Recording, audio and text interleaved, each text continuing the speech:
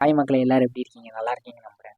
First நம்ம எலக்ட்ரோபதியோட வரலாறுன்னு சொல்லி ஒரு வீடியோ போடணும். இப்போ இந்த வீடியோவில் எலக்ட்ரோபதிங்கிற ஒரு மருத்துவத்துறையில் நோய் வந்து எப்படி ஒரு மனுஷனுக்கு உருவாகலாம் இங்கே சொல்ல வராங்கன்னா, அவங்களோட ரத்தம் இல்லை நிணநீரில் மாற்றம் ஏற்பட்டால் அது நோய் உருவாகலாம்ன்ற மாதிரி சொல்கிறாங்க.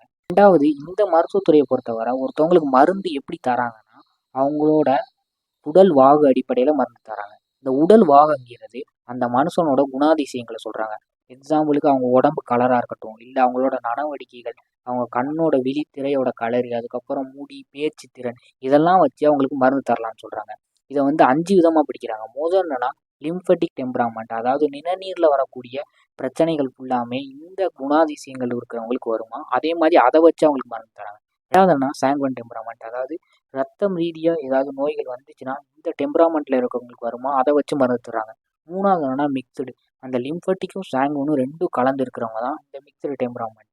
நாலாவது என்னன்னா நேர்வஸ், அதாவது நரம்பு ரீதியாக வரக்கூடிய நோய்கள் ஃபுல்லுமே இந்த டெம்பராமெண்ட்டில் வருவாங்க.